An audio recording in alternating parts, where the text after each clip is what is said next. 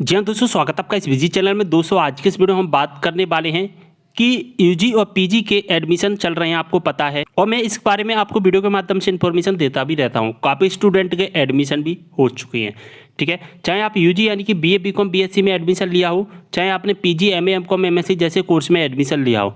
तो दोस्तों अगर आपने फर्स्ट ईयर या फर्स्ट सेमेस्टर में एडमिशन लिया है 2023 सेशन में, अब एडमिशन आपने कैसे लिया है आपको पता है। ई प्रवेश की वेबसाइट से आपने काउंसलिंग की होगी, काउंसलिंग में आपका नाम आया होगा, नाम आने के बाद आपने फीस जमा की होगी। आपने क्या किया, आपने एडमिशन फीस जमा की, ठीक है। एडमिशन फीस कितनी जमा की आपने? दो तरह से फीस जमा की होगी। दो तरह से मतलब कि दो तरह के छात्रों ने फीस जमा किया है। एक तो 1000 रुपये प्लस एनरोलमेंट चार्ज आपने जमा किया होगा, ठीक है।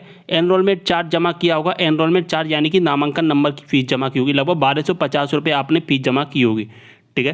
ये जो फीस जमा किया आपने फर्स्ट इंस्टॉलमेंट जमा किया है। आपकी जो कॉलेज की फीस होती है उस कॉलेज की फीस का भी आपने पहला हिस्सा जमा किया है। अब दूसरे तरह के जो स्टूडेंट होते हैं जो किसी योजना का लाभ लेते हैं, जिन्होंने 10 रुपये प्लस एनरोलमेंट फीस जमा की होगी, लगभग 150 रुपये के आसपास फीस जमा की होगी।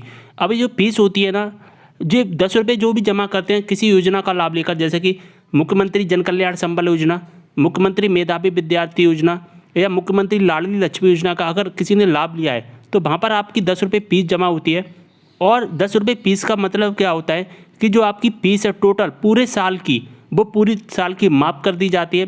चाहे आप फर्स्ट ईयर में हो, चाहे आप सेकंड ईयर की पढ़े हो और थर्ड ईयर की, यानी कि तीनों साल की जो फीस होती है पूरी तरह से माफ़ कर दी जाती है। और माफ़ होने के बाद में क्या होता है कि आपकी 10 रुपये आपसे लिया जाता है, ठीक है।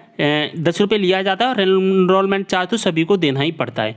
लेकिन जिन्होंने 1000 रुपये सबमिट किया है वो 1200, जो जिन्होंने 1000 सबमिट किया है वो फर्स्ट इंस्टॉलमेंट है, बाकी की फीस है वो आपकी कॉलेज में जमा होगी। लेकिन जिन्होंने किसी योजना का लाभ लेकर फीस जमा किया उन्हें अब किसी भी तरह की फीस देने की आवश्यकता नहीं है, ठीक है। अब यहाँ पर बात आती है कि कॉलेज की जो एडमिशन फ़ीस है वो हमने जमा कर दी, अब हमें क्या करना है। दोस्तों मैं आपको बता दूं कि हमारे कॉलेज में एडमिशन का अब जो एडमिशन है वो दो तरह से होता है, एक 50% एडमिशन, एक 50% एडमिशन।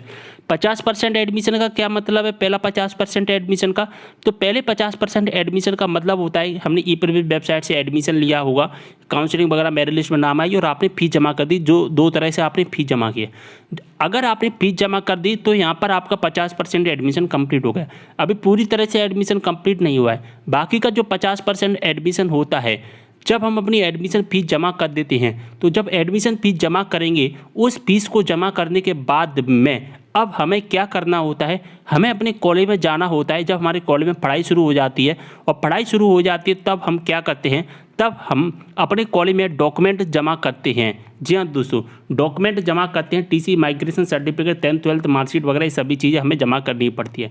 जब तक हम ये सभी चीज़ें जमा नहीं करेंगे तब तक हमारा एडमिशन कंप्लीट नहीं होता है।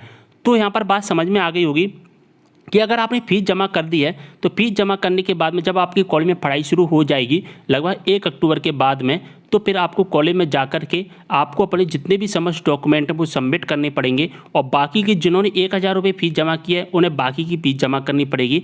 बस आपको ये काम करना पड़ता है जब आप अपनी फ़ीस जमा कर देते हैं उसके बाद में, बस ये सारा का सारा काम आपका कॉलेज से होगा। अब आपको कॉलेज से ही इन्फॉर्मेशन मिलेगी।